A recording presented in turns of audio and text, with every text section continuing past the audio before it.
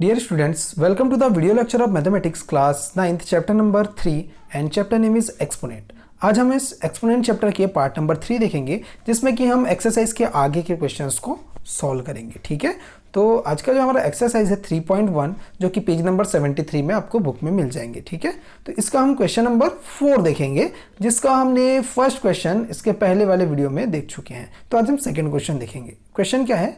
Proof 1/1 plus x to the power n minus 1 plus 1/1 plus m to the power n minus m is equals to 1। ये हमको proof करना है। तो हम जानते हैं कि जब भी हमको कोई भी प्रूफ करना होता है तो हम सबसे पहले LHS लेते हैं। ठीक है, तो LHS इज इक्वल्स टू क्या होगा? ये जो हमारे पास टर्म है उसको हमने लिख दिया। ठीक है, ये LHS हो गया।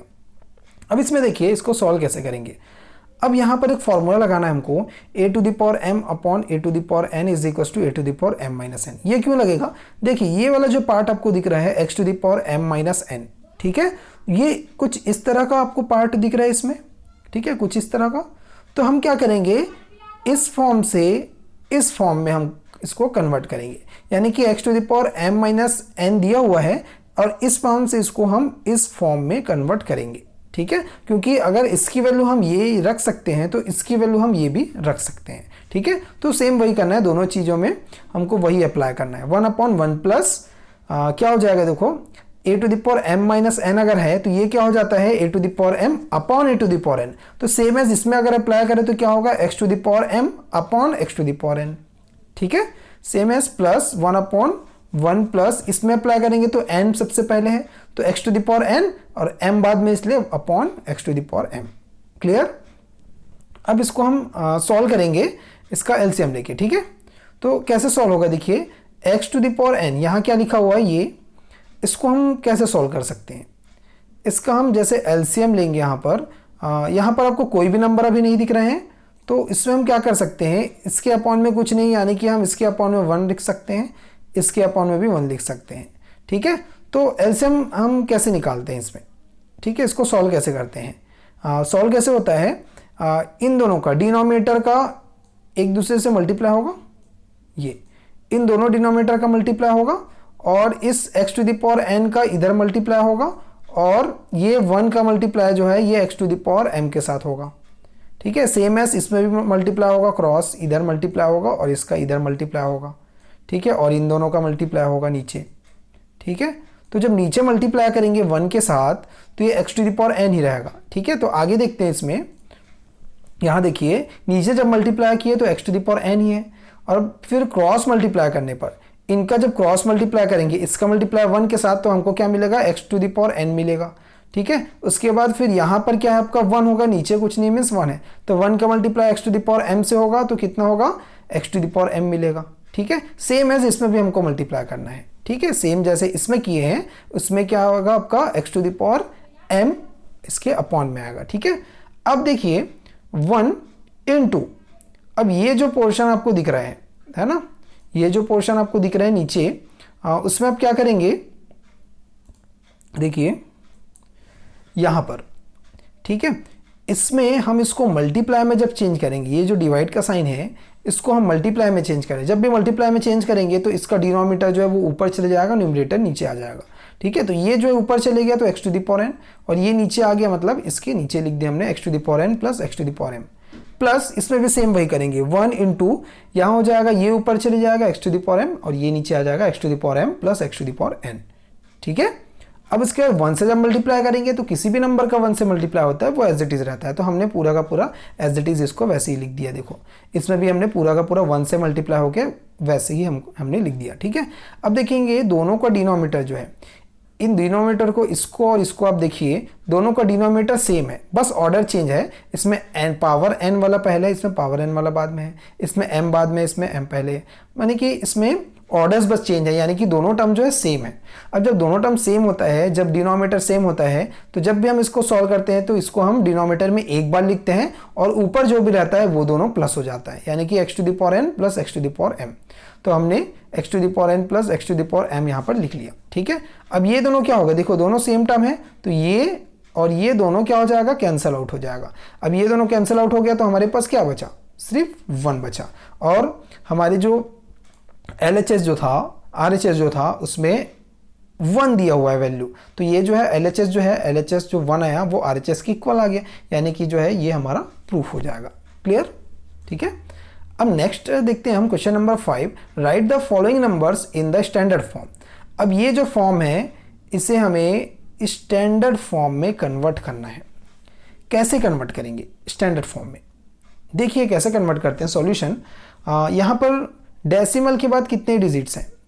सबसे पहली बात आपको ध्यान रखना है, जब भी स्टैंडर्ड फॉर्म में कन्वर्ट करना है, स्टैंडर्ड फॉर्म का मतलब क्या होगा, कोई भी नंबर जो है उसको हम अगर 10 to the power, suppose 10 to the power 5 हमने लिख दिया, कोई भी नंबर है उसको अगर हम 10 टू द पावर में अगर फॉर्म में रिप्रेजेंट करते हैं तो वो जो है हमारा स्टैंडर्ड फॉर्म होता है। क्लियर? ठीक है, 10 टू द पावर के फॉर्म में जब भी हम रिप्रेजेंट करेंगे तो वो स्टैंडर्ड फॉर्म होगा। ठीक है, तो चलिए देखते हैं इसको आगे। अब इसमें क्या करेंगे हम, यहाँ पर इज इक्वल्स टू, अब सबसे पहला काम क्या करना है हमको, ये जो डेसिमल है इसको हमको यहाँ पर लाना है, ये जो दिख रहा है हमको यहाँ पर हमको डेसिमल को लाना है। ठीक है, जब भी स्टैंडर्ड फॉर्म में कन्वर्ट करेंगे तो जो भी नंबर है उसके जस्ट जो नंबर स्टार्ट हो रहा है उसके बाद हमको डेसिमल लाना पड़ता है। तो कितने डिजिट है यहाँ पर काउंट कर लीजिए आप। ठीक है, मतलब कितने यहाँ पर डिजिट्स है डेसिमल के बाद, यहाँ पर हमको डेसिमल को लाने के लिए काउंट कीजिए। ये 1 2 3, देखो 1 2 3 4 5 6 7 8 9 10 11 12। ठीक है, टोटल कितने डिजिट हुए डेसिमल के बाद जो है वो टोटल 12 डिजिट हुए हमारे पास। ठीक है, तो हमको क्या करना है, इस डेसिमल से यहाँ से लेकर यहाँ पर हमको लाना है डेसिमल को 8 के बाद।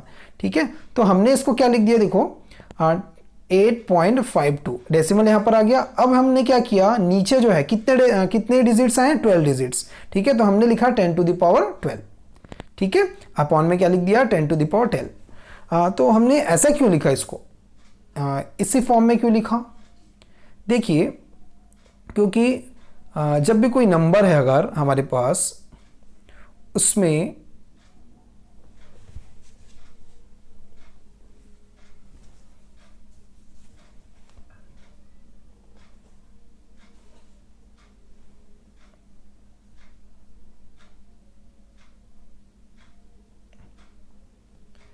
देखिए जब भी हम डेसिमल फॉर्म से स्टैंडर्ड फॉर्म में कन्वर्ट करेंगे, ठीक है, डेसिमल से स्टैंडर्ड फॉर्म में जब कन्वर्ट करेंगे तो डेसिमल जो है जब राइट साइड में जा रहा है, कहाँ जा रहा है डेसिमल, राइट साइड में जा रहा है, तो हम अपॉन में लिखेंगे क्या, जो भी यहाँ पर पावर इसका आएगा, है ना, 10 टू द पावर जो भी आएगा। हमने डेसिमल को 12 डिजिट राइट साइड में शिफ्ट किया यहाँ पर, तो नीचे क्या आएगा आपका 10 टू द पावर 12 आएगा।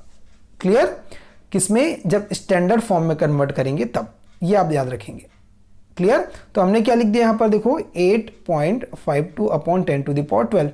अब यहाँ पर एक फॉर्मूला हम लगा सकते हैं, देखो बाय फॉर्मूला क्या होता है एक, यहाँ ध्यान देंगे आप, फॉर्मूला जो है वो हम इसको ऐसा लिख सकते हैं, a to the power minus m is equals to 1 upon a to the power m। ये आपने पढ़ा होगा, ठीक है, लॉज ऑफ एक्सपोनेंट में। ठीक है, यानी कि जब पावर अगर नेगेटिव हो तो नीचे आके पावर पॉजिटिव हो जाता है, या फिर डिनोमिनेटर में अगर पावर पॉजिटिव हो तो वो ऊपर जाके नेगेटिव हो जाता है, ऐसा बोल सकते हैं हम। अब यहाँ पर देखो डिनोमिनेटर में पावर जो है पॉजिटिव है, प्लस में है, तो ये जब ऊपर जाएगा, ये पोर्शन जब ऊपर जाएगा न्यूमरेटर में तो क्या हो जाएगा, नेगेटिव हो जाएगा। ठीक है, तो यहाँ हमने माइनस का साइन लगा दिया। क्लियर? तो ये जो है हमारा वो आंसर हो जाएगा। ठीक है, ये हमारा आंसर हो जाएगा। अब इसके बाद ये क्लियर हुई बात, जब हम स्टैंडर्ड फॉर्म में कन्वर्ट कर रहे हैं तो राइट साइड में जब जा रहा है तो हमने अपॉन में लिखा है 10 टू द पावर 12। ठीक है, अब नेक्स्ट क्वेश्चन इसका देखते हैं, सेकंड नंबर है। यहाँ पर डेसिमल कहीं आपको नज़र आ रहा है, नहीं नज़र आ रहा है, तो जब भी डेसिमल नज़र नहीं आ रहा है यानी कि डेसिमल जो है सबसे लास्ट में होता है। ठीक है, अब यहाँ पर क्या करना है हमको, कोई नंबर देखिए जिसके बाद हमको डेसिमल को लाना है, यानी कि हमको यहाँ पर डेसिमल लाना पड़ेगा। ठीक है, इस पॉइंट पर हमको डेसिमल लाना पड़ेगा। ठीक है, तो इस पॉइंट पे लाने के लिए इसको काउंट कीजिए कितने सारे डिजिट्स होंगे यहाँ से यहाँ तक। ठीक है, हमको क्या करना है, इस डेसिमल को यहाँ से लेकर यहाँ पर शिफ्ट करना है। ठीक है, किधर, लेफ्ट साइड में शिफ्ट कर रहे हैं, ये ध्यान रखेंगे। तो 1 2 3 देखो यहाँ 1 2 3 4 5 6 7 8 9 10 11 12 13 14 15। तो कितना जाना पड़ा हमको यहाँ से यहाँ तक, कितने डिजिट लेफ्ट साइड में जाना पड़ा? 15। ठीक है, 15 डिजिट लेफ्ट साइड में हमको जाना पड़ा। तो हम क्या करेंगे देखिए यहाँ पर, तो देखिए सबसे पहले तो यहाँ पर क्या करेंगे, हमने यहाँ पर लिख दिया 8.02। ठीक है, सबसे पहले हमने यहाँ पर लिख दिया 8.02 इंटू 10 टू द पावर क्या हो जाएगा 15। ऐसा क्यों किए? क्योंकि ये लेफ्ट साइड में जा रहे हैं, जो डेसिमल जो हमने लिया है वो लेफ्ट साइड में जा रहा है, यहाँ से इस लेफ्ट साइड में जा रहे हैं। तो जब भी स्टैंडर्ड फॉर्म में जब कन्वर्ट करेंगे, हम याद रखेंगे डेसिमल फॉर्म नहीं, स्टैंडर्ड फॉर्म में जब कन्वर्ट कर रहे हैं तो जब लेफ्ट साइड में जाएगा तो हम मल्टीप्लाई करेंगे। ठीक है, इसमें क्या था, जब राइट साइड में जा रहा था स्टैंडर्ड फॉर्म में कन्वर्ट करने के लिए तो हम 10 टू द पावर से यहाँ डिवाइड किए थे। इसमें क्या करेंगे, मल्टीप्लाई करेंगे जब इधर से इधर जाएगा। ठीक है, तो इंटू 10 टू द पावर 15, क्योंकि 15 डिजिट लेफ्ट साइड में शिफ्ट हुआ। ठीक है, ये क्लियर हुआ? ये आपका आंसर हो जाएगा 8.02 into 10 to the power 15। Clear? अब आगे बढ़ते हैं। Express the following number in the decimal form. अब डेसिमल फॉर्म में हमको रिप्रेजेंट करना है, तब क्या करना पड़ेगा? देखिए 5.02 इंटू 10 टू द पावर -6 हमारे पास है, इसको कैसे कन्वर्ट करेंगे? ठीक है, यहाँ एक फॉर्मूला आपको लगाना पड़ेगा यहाँ पर, जो अभी हमने फॉर्मूला देखा था, by a to the power -m is equals to आपके पास होगा 1/a to the power m, यानी कि पावर जब नेगेटिव हो तो डिनोमिनेटर में आके पावर पॉजिटिव हो जाता है। ठीक है, तो यहाँ देखेंगे ये जो है 10 टू द पावर -6 वो डिनोमिनेटर में आके 10 टू द पावर 6 हो गया, यानी कि प्लस में आ गया। अब इसको देखते हैं हम, इसको यहाँ पर क्या किए, अब डेसिमल के बाद कितने डिजिट्स है? 1 2। ठीक है, डेसिमल के बाद 2 डिजिट्स है और राइट साइड में जा रहा है। यहाँ से क्या हो रहा है, ये राइट साइड में जा रहा है। देखो डेसिमल जो है यहाँ से हट रहा है और इधर जा रहा है डेसिमल अभी। ठीक है ना, यहाँ से डेसिमल हट के इधर आ रहा है, तो यहाँ पर क्या होगा, कितने डिजिट्स हैं? 2 डिजिट्स हैं, इसलिए हमने 10 टू द पावर 2 यहाँ पर लिखा। ये ध्यान रखेंगे, हम इसको डेसिमल फॉर्म में कन्वर्ट कर रहे हैं, तो जब भी डेसिमल फॉर्म में कन्वर्ट कर रहे हैं तो राइट साइड में जब ये जाएगा तब क्या होगा, नीचे हम इसको डिवाइड करेंगे। ठीक है, ये देखो हमने डिवाइड किया, अभी 10 टू द पावर 2 हुआ। क्लियर? क्योंकि 2 डिजिट हमने शिफ्ट किया, अगर 3 डिजिट शिफ्ट करते तो 10 टू द पावर 3 लिखते। क्लियर? अब इसके बाद यहाँ देखिए 502 अपॉन, अब ये दोनों देखो मल्टीप्लाई में है, तो हम जानते हैं बाय, देखो यहाँ से क्या है, अगर जब मल्टीप्लाई में होंगे यहाँ पर, ठीक है, तब क्या होता है, by a to the power m into a to the power n अगर हमारे पास है। ठीक है, कोई भी दो चीज़ अगर मल्टीप्लाई में है, बेस अगर सेम है, तो दोनों का पावर क्या हो जाता है, ऐड हो जाता है। ठीक है, पावर को हम प्लस कर देंगे दोनों की पावर को, तो दोनों के पावर को जब प्लस करेंगे तो 2 + 6 कितना हो जाएगा, 8 हो जाएगा, तो हमने लिखा 10 टू द पावर 8। क्लियर?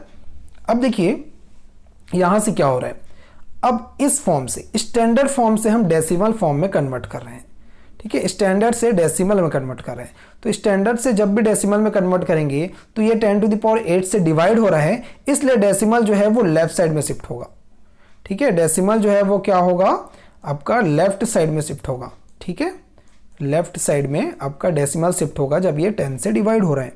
ठीक है, तो यहाँ क्या हो जाएगा, कितने डिजिट शिफ्ट करना है, 8 डिजिट शिफ्ट करना है, तो यहाँ पर ऑलरेडी 3 डिजिट है आपके पास, तो कितने हो गए, 1 2 3 4 5 6 7 8, तो ये सारे डिजिट लाने के लिए हमने 0 लगाए हैं, 8 डिजिट लाने के लिए। ठीक है, तो डेसिमल यहाँ पर आ गया, तो ये जो है हमारा वो एग्जैक्ट आंसर होगा। क्लियर?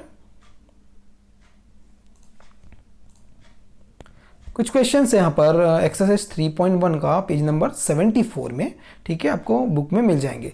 ये कुछ क्वेश्चंस हैं जिसमें से कुछ क्वेश्चंस हमने बता चुके हैं, यहाँ से फर्स्ट सेकंड क्वेश्चन हमने बता चुके हैं, आपको थर्ड नंबर क्वेश्चन सॉल्व करना है। यहाँ से भी हमने एक क्वेश्चन बता दिया, आपको बाकी क्वेश्चन सॉल्व करने हैं, और ये 7 नंबर भी आपको क्वेश्चन सॉल्व करने हैं। ठीक है, थैंक यू।